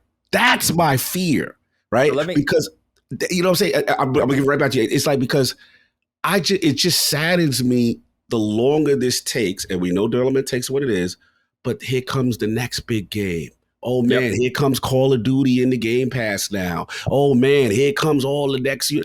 And then it's like, Halo just slowly slides, you know what I'm saying? And that's the frustration, because it's like we all know what should have been with this game, because we do agree foundationally it's great. And then I'll let you go. That was the point I wanted to get off. I forgot. Yeah. So I want to pose something to you guys. Let's go. Because I have this conversation with a lot of friends about this, and I truly believe it in my heart. And the reason I mentioned earlier at the beginning of Halo 3 and Modern Warfare coming out in 2007, the best year of gaming ever. I know, incredible. But Call of Duty took the reins as the top shooter after that year. Like, if you look at by 2008, the following year, Call of Duty 4 was number one. I mean, it just was. Let me pose this to you guys, two things, because it touches on what you're talking about, but also something Chris said, which I want to come back to too, is my thesis is that Halo will never be one of the top shooters again, no matter what 343 does. Okay, I see what you're saying. Okay, I see where you're at. Because break it down. Halo fundamentally, and believe me, Cog knows, I am a very competitive guy. Oh, like I said, this boy dead nice. He's dead nice. You and Chris, y'all need to play together, because y'all both some of the best. Y'all nice. Yeah, we'll talk about that after. I need a carry. Go ahead, continue. But like the mechanics of the way Halo is, and if you watch the HCS, you see this, right? Like, if you compare Halo to whether it's Apex Legends, which is a little different because there's loot, and obviously, but Call of Duty, any of these top shooters that are today, to Chris's earlier point, I don't think Halo will ever recapture that top spot among shooters, because I think the skill gap is too high, and the way that their focus on competitive gameplay, skill-based matchmaking, all these things, right? I just don't see them ever fundamentally being that game that is going to do Call of Duty type numbers again, ever. It doesn't matter what 343 does, or any other studio for that matter. I just don't see that. The second point of this, I'd love to hear what you guys think about that. The second point I would say is about bringing the audience back, right? Will they come back? I think, generally speaking, we have seen this across, and Travis, who I talk to all the time, as you know, makes very good points about this with live service, right? Like, I actually went back and looked at Apex Legends from 2019 the other day. I found an article from Polygon saying Apex Legends is losing players and they can't deliver content properly. And you read the article and it reads like you're literally talking about Halo today. I mean, to a T. It's like it's been 8 months. They've delivered one character. They've lost 80% of their player base, all these things. You look at Apex now, it's almost the number one game. I mean, it's behind Fortnite, but I mean, Fortnite's its own thing. Fair point. Yeah. It did really pick up. So Apex Legends is massive. I mean, it's absolutely huge. And so I look at the suite. This is 2 points in one, and I'll stop, I promise, is Halo at its core, the arena MP that we all know and grew up with, right? That mode and model of shooter is never going to be number one again. Just not. It's a different industry. So you deliver that for your core fans like us. I play it almost every day still. Love it to death, right? Despite the lack of content. You deliver that. But I think that's where the conversation, I know we probably want to touch on, right, is Tatanka and certain affinity and what's potentially coming from them. Right. And I think what they're doing, and this goes back to scope, if they can deliver it, of course, big asterisk out there, is you're delivering this core experience of arena MP, Forge, game creation, all that stuff here. And Halo as an IP, going back to your point, Maddie, you have this free-to-play Battle Royale, which is the industry standard today. Now, absolutely. Over here, it's all Halo Infinite, but you're trying to capture a bigger portion of the market at different fronts. Now, all of that relies on actually delivering. Yeah, executing the product. That's a lot. I do think. I think I'm glad you brought up the competitive aspect of it, because I do think the competitive nature of the game right now is kind of alienating. And it wasn't always that way, by the way. Like if you look at the Bungie games, they were very casual. They had, obviously, there's a competitive scene. Obviously, Halo 2 and Halo 3 are highly competitive games. Sure. They're also two of the most unbalanced games in the entire. Very true. Like, it was so funny. That's what's so funny about, like, whenever 343 was like, we wanted to really balance it, so we got rid of dual wielding, when the two games that had dual wielding were the most competitive. Like, it's such a funny thing. But like, to me, competitive scenes grow out of a casual experience, or more specifically, if you want to have a successful competitive scene, you first have to have a thriving casual scene. The reason why Fortnite is so big, Fortnite wasn't designed to be a competitive, esport. They weren't designing Fortnite for people like Ninja. They were designing Fortnite to be an RNG riddled clusterfuck to just have fun in. And now that's what it is. And it's the biggest game in the world. Halo 2 and 3, dude, those games were so broken. Like, you could lunge in Halo 2, you could lunge with the sword forever. Like, if you could swap from a sniper rifle to the sword and lunge the entire map. Like, it was completely, and obviously Halo 3 with the bubble shield and stuff, those games had to be really, really tweaked in the settings to enable competitive play. So did and Reach. The same thing, same thing. And the same thing is true, by the way, with another incredible esport, Smash Brothers. Mm-hmm. Smash Brothers as a default game is not competitive. There are items. It's a mess. And you have to go in and tweak it to make it competitive. And I feel like 343's focus on competition. I mean, he even said that. He even said it in the 30-minute. I forget the guy's name. The new line said it's like Sean Caron.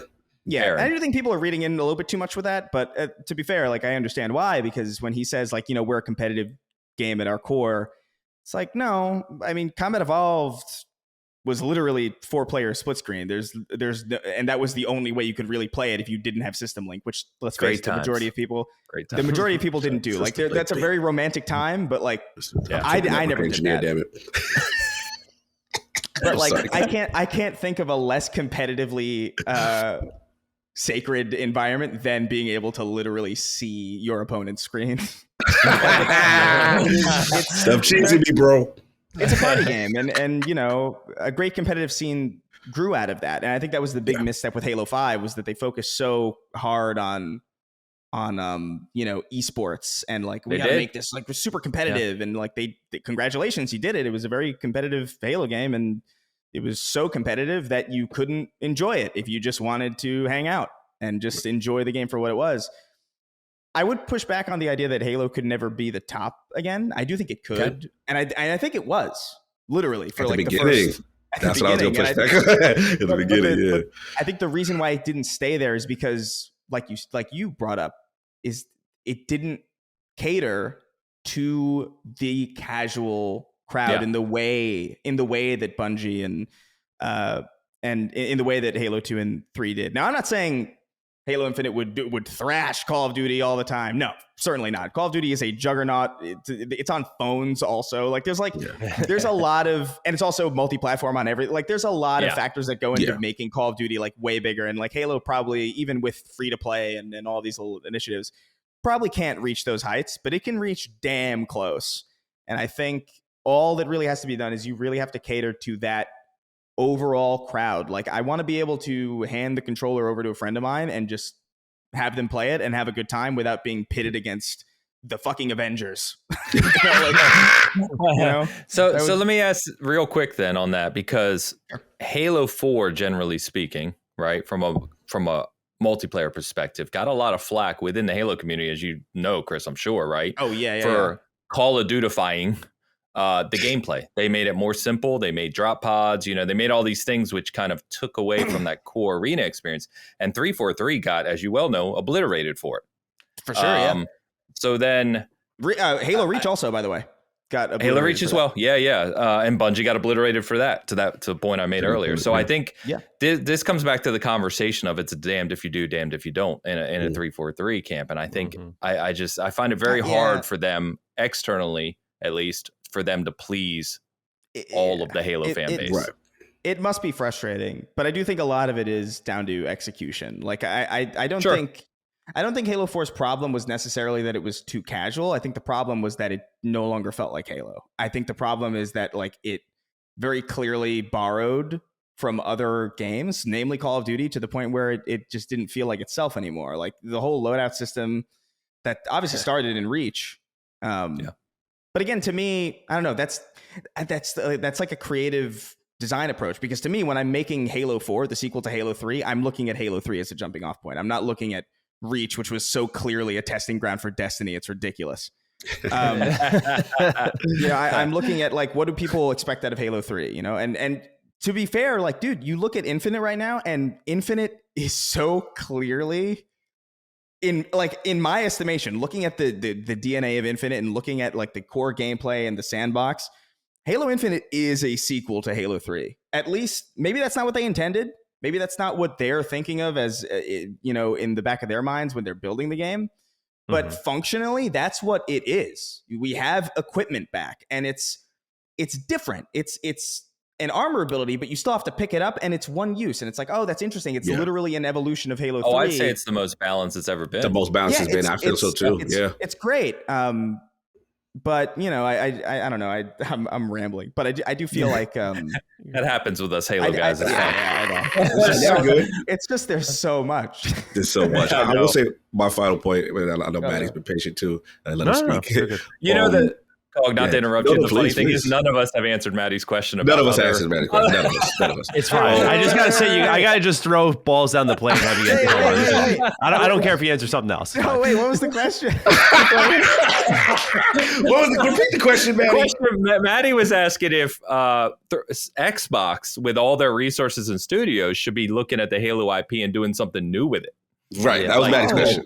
I do that to Maddie all the time. We should can Bonnie Ross at the same time, but it's okay. I mean, again, you guys are saying you're spitting facts, so it's like no consequence to me. But if you'd like to tackle that as well, please. I would love to. I think, look, like Cog said, I don't know how much Bonnie Ross has to do with things right now as it stands. Also, to Ainsley's point, I think, again, a studio head is a lot. So would I want Joseph Staten to be the studio head and managing like decisions about the Halo show? Like, I don't know if I care enough. I would rather him focus on the game. You know what I mean? Like, someone else needs to.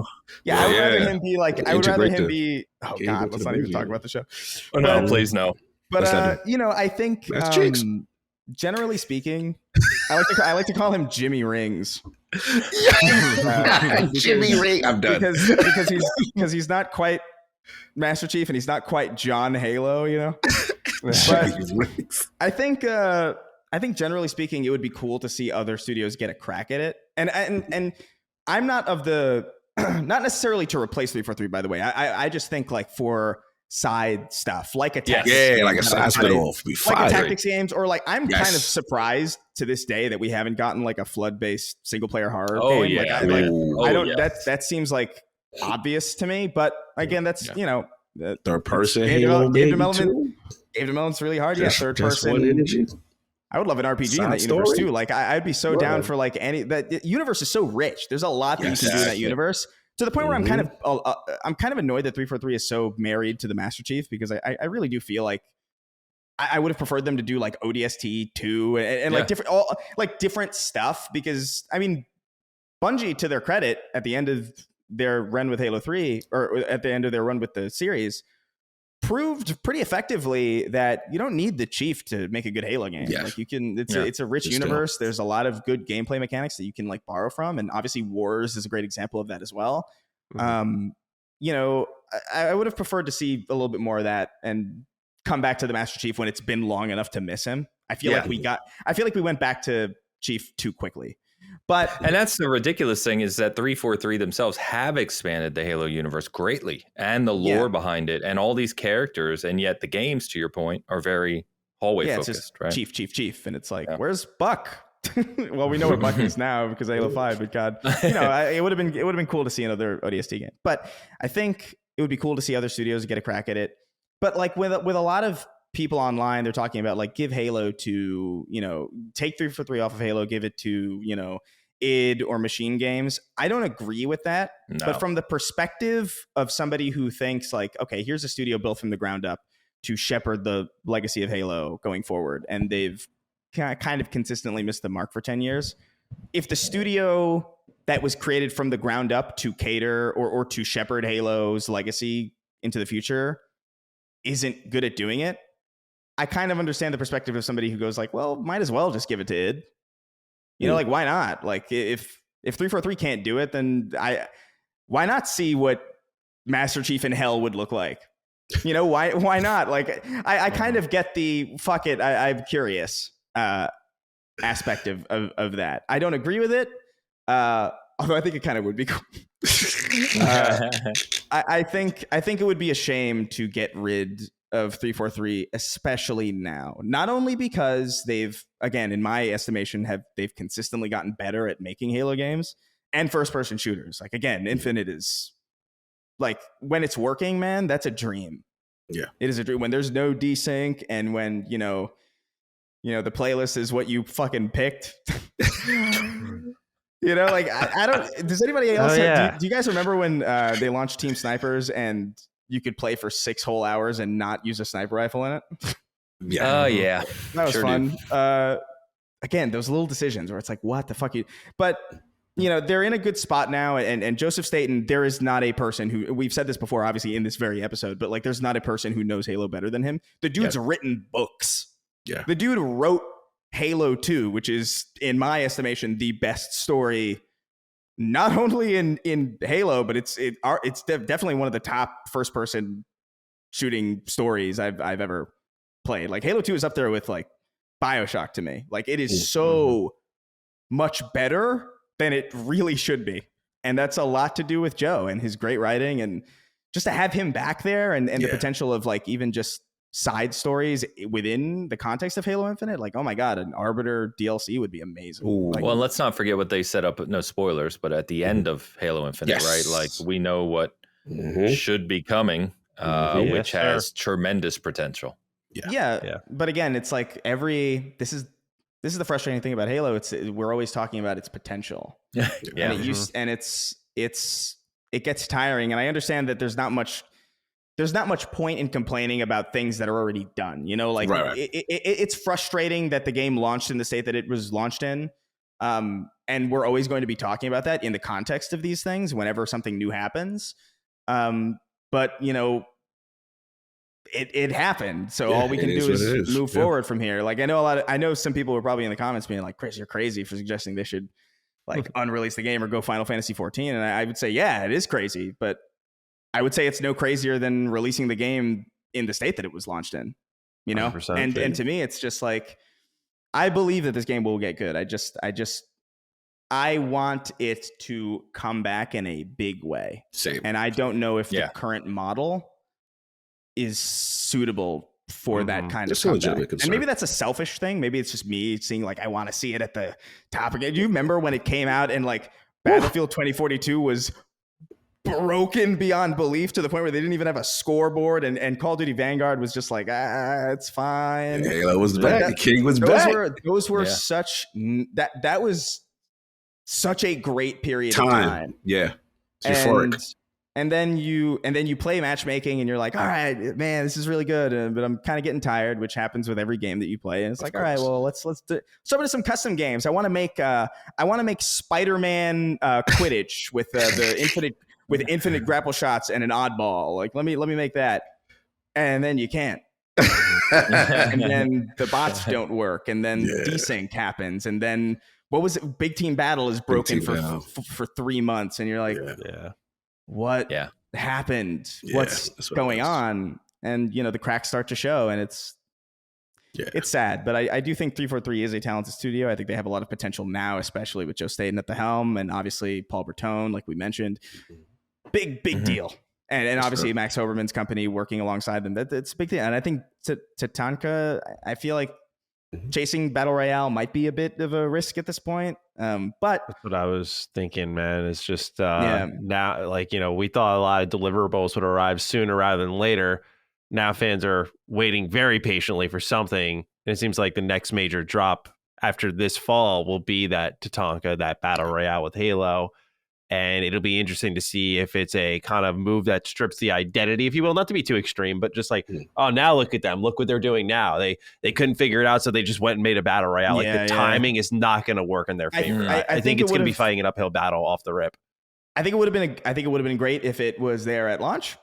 Or if it was, or if the game was finished and then like maybe this year we got it, like I feel like maybe that would be a little bit easier to swallow. But I do feel like Battle Royales are so entrenched and established at this point, and even live services to a greater degree are even like, I feel like there's to quote Seinfeld, there's kind of like we've already got a George, so like I wonder if, I don't think it's a bad idea to throw Halo into a Battle Royale, because quite honestly, I think Halo's base design complements Battle Royale very sandboxes. Well. Yeah, definitely. It's entirely sandbox driven. It's about scavenging for weapons on the map. It's about scavenging for power-ups. It's like, in fact, I remember specifically in Forge in Halo 3 or Reach making a Battle Royale mode because it worked so well. Like, and so seeing a dedicated mode would be cool, but I do wonder if it would come across as a little bit desperate, or I wonder if it would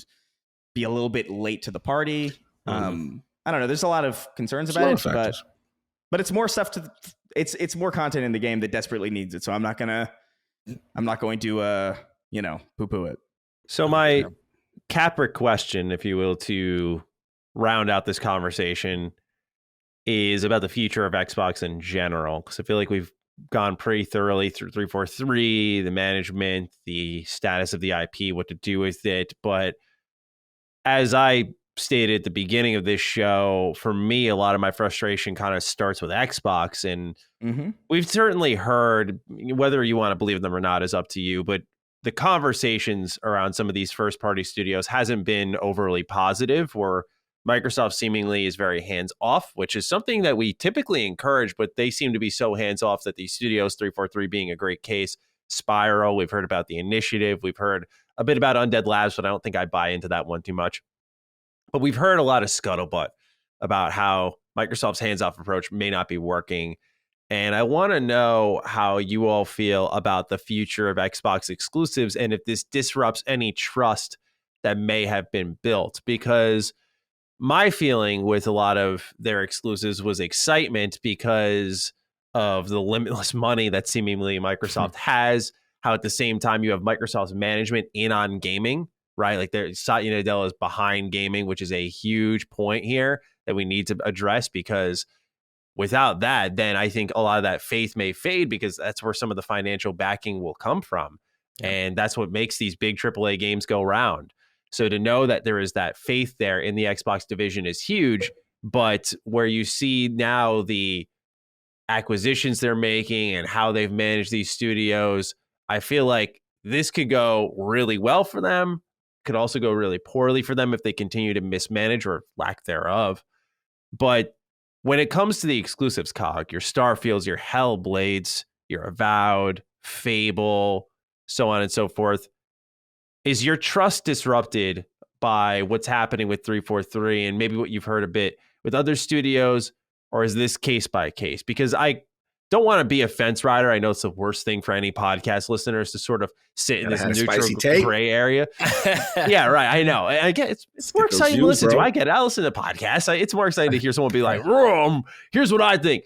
I just can't help but feel like we have to be able to separate them. But it is certainly a budding concern of mine now of, okay, we're seeing this situation repeat, albeit differently how it plays out per studio, but we're seeing this begin to repeat.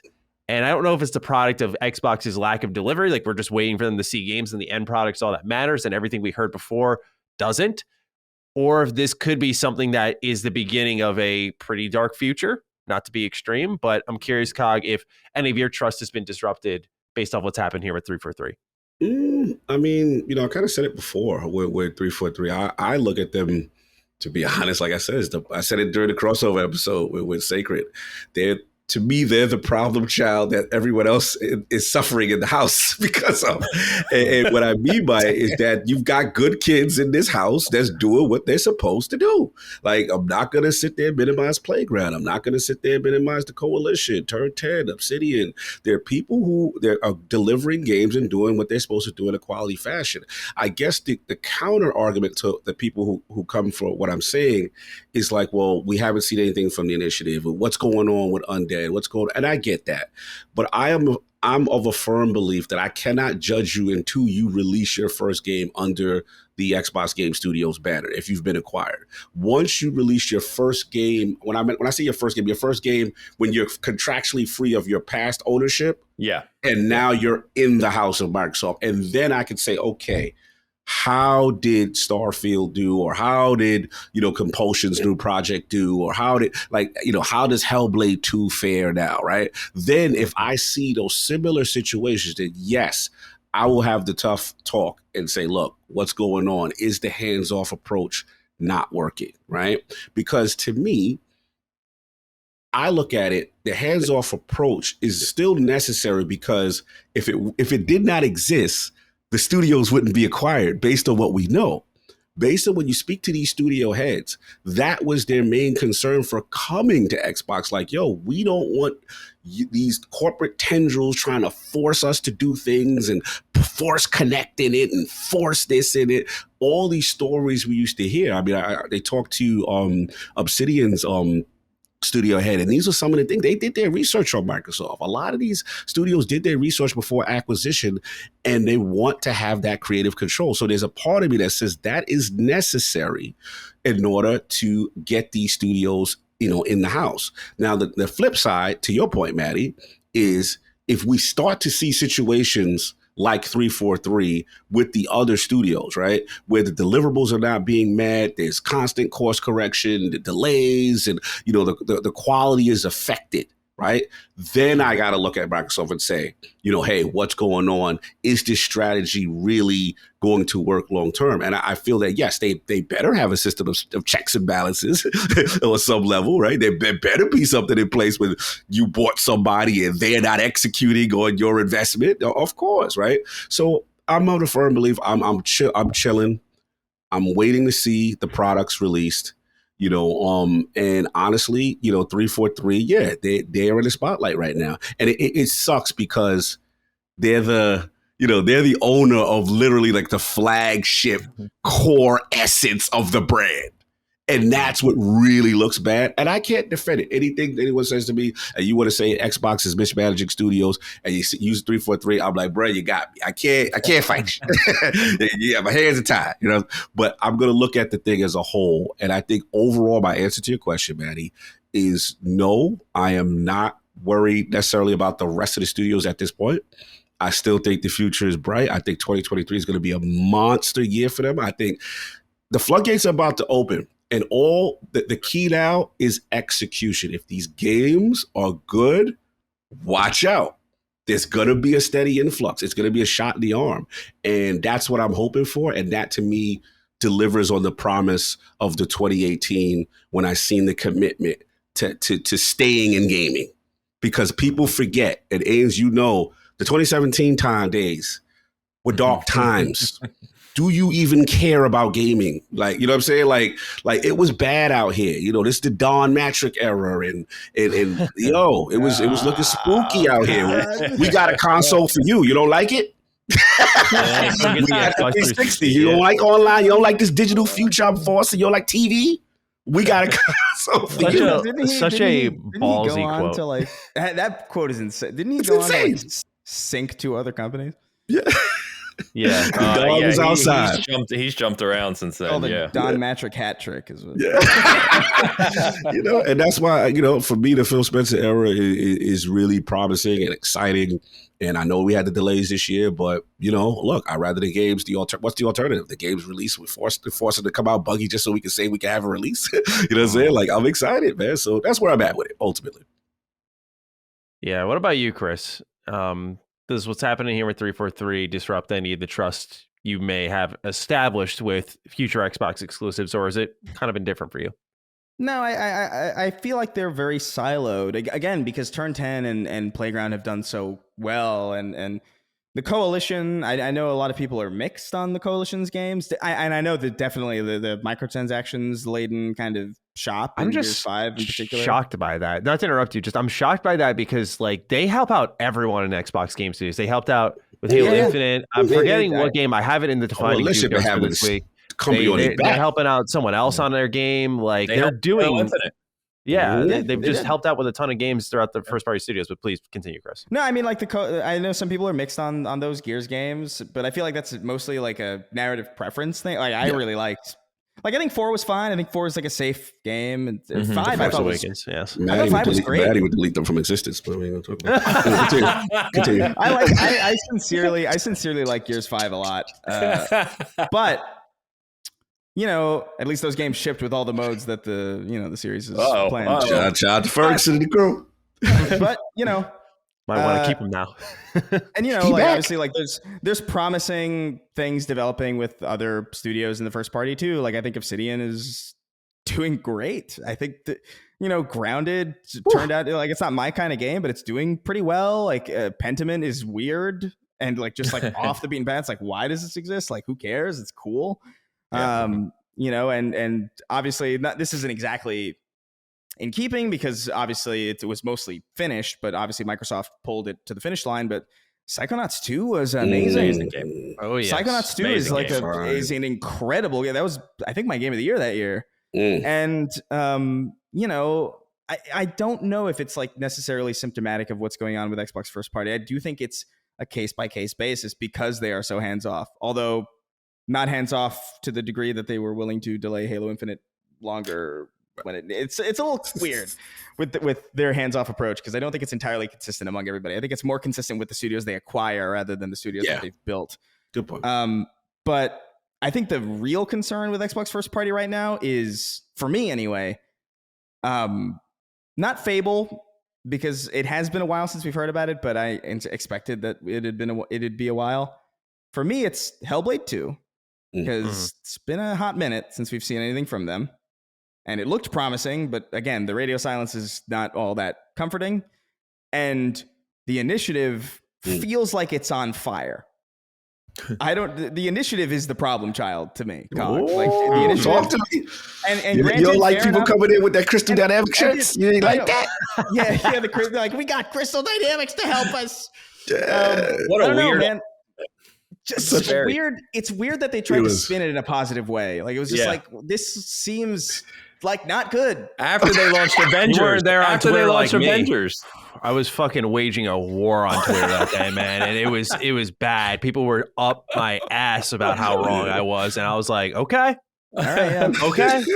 See you in 5 years when the game's out. Yeah, that's the thing. It's like it's been 5 years since the studio was first, I think, announced. So it's been a hot minute. We know they're working on Perfect Dark. They had that CG trailer that was obviously not emblematic of anything. It was just to attract talent to the studio. You had a lot of people from even PlayStation studios come in and then leave. Massive talent. So that's like, there are people who, I think there was like a lead at like a creative lead at Insomniac that left and then went back and took a demotion to go back to Insomniac. So like, there's a lot of weird shit going on at the initiative. I don't know if Perfect Dark even necessarily, it feels like a Phantom Dust situation where like this is just not going to happen.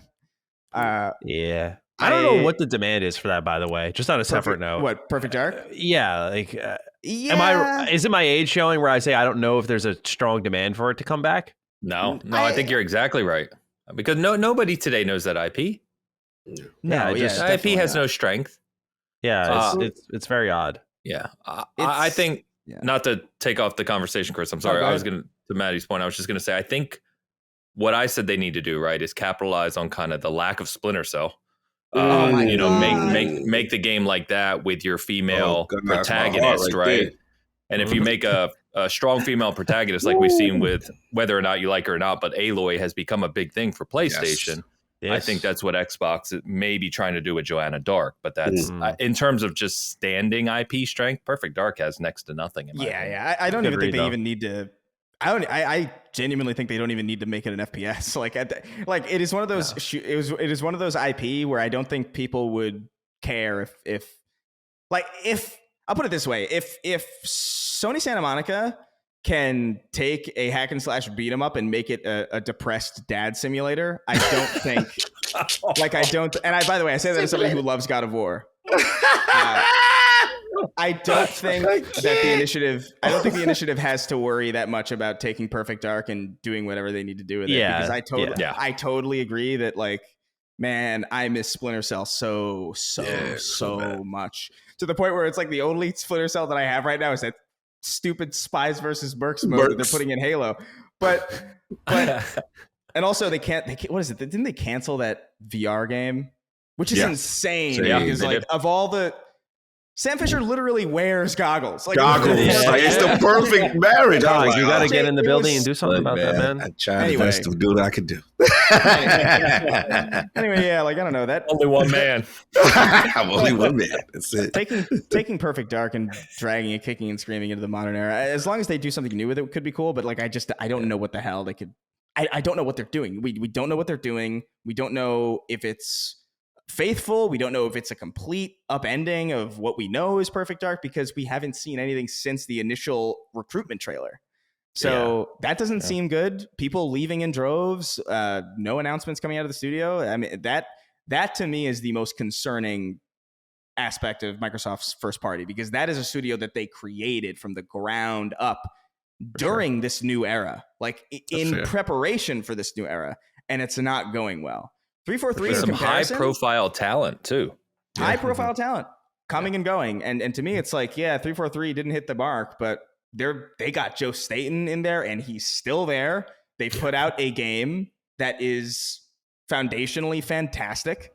Yeah, they put out a story which I think could have been better, but is certainly very good.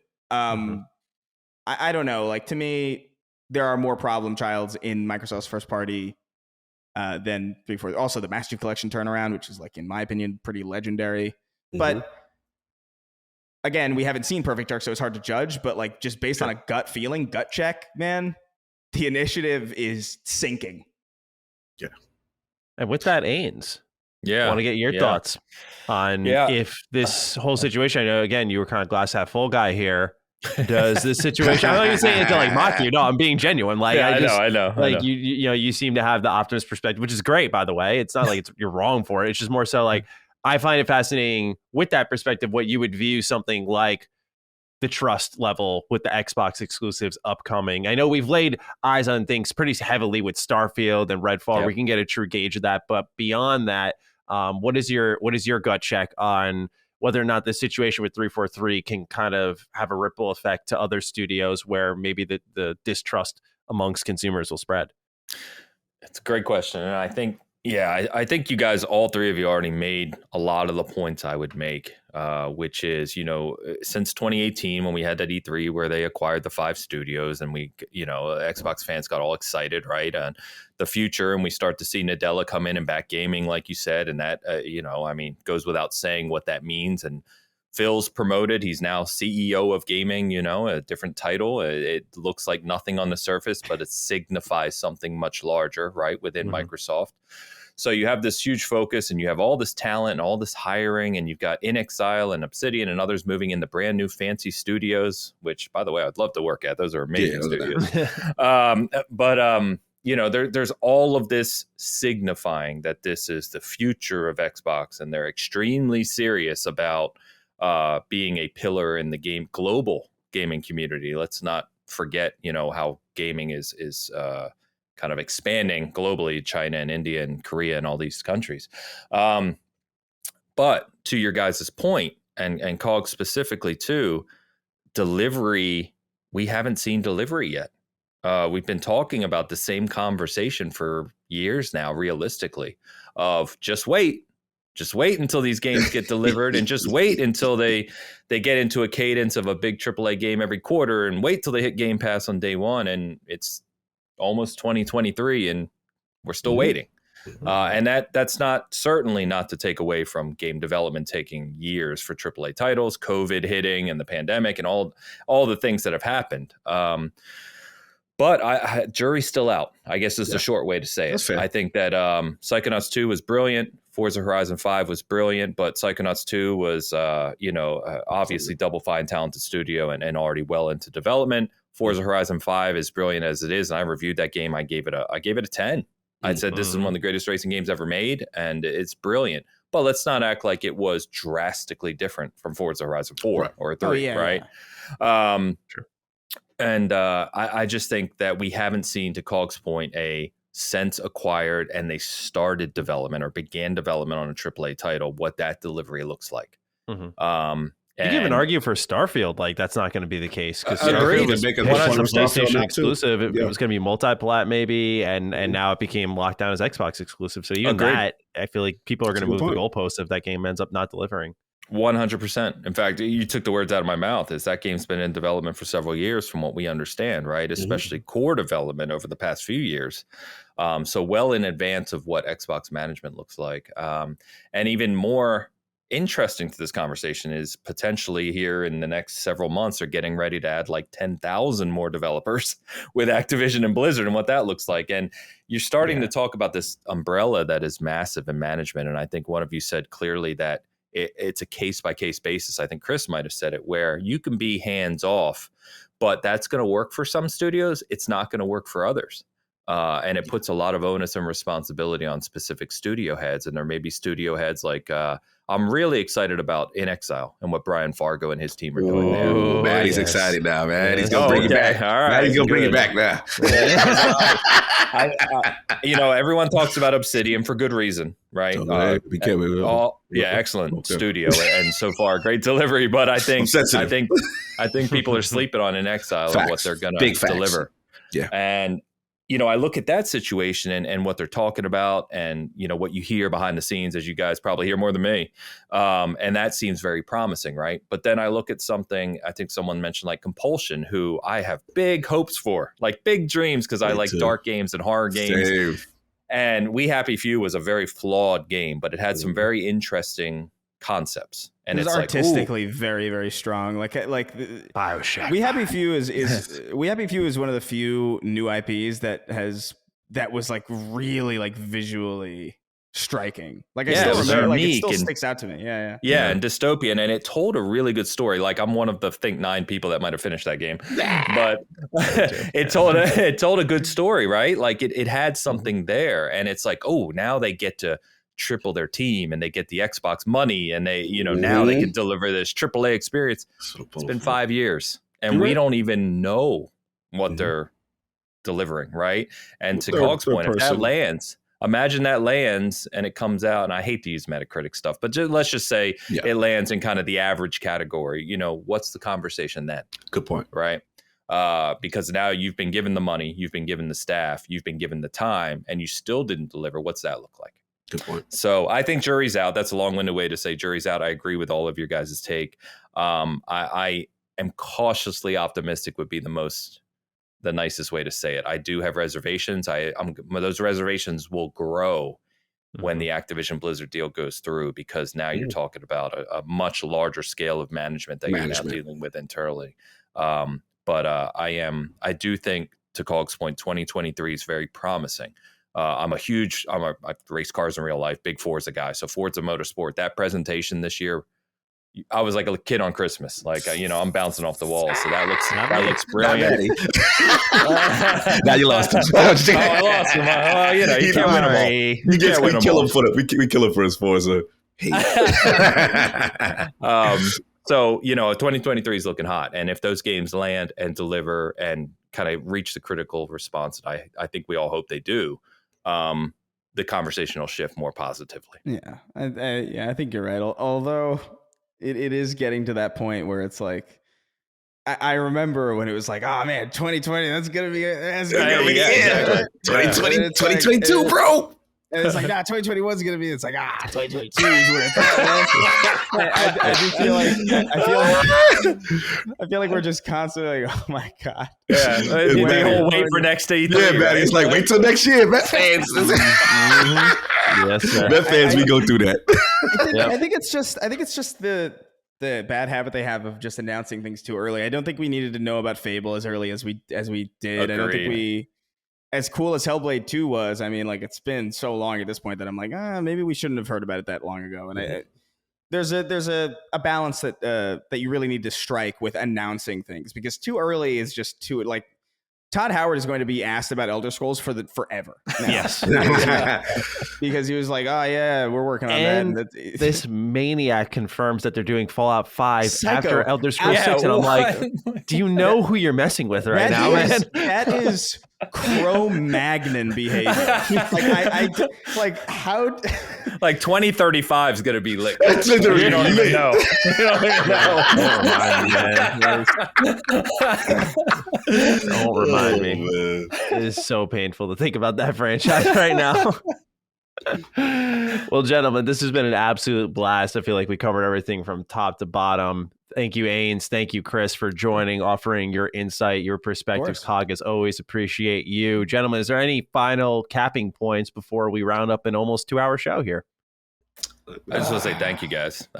This was a blast. I know I came in as the more optimistic one, but I think we had a really honest conversation about what's going on with 343 and Xbox at the tail end there. And I appreciate getting to sit down with you guys and meeting Matt and Chris. Absolute pleasure speaking with you. So thank you for the invite. And hope to chat with you guys more in the future, man. It was a blast. Absolutely. All right. Well, with that, ladies and gentlemen, thank you so much for tuning into episode 84 of Defining Duke Ultimate, a Defining Duke supplement. Ains, you're the guest here. I just want to make sure I plug you. Where can people find you if they want to see more of you?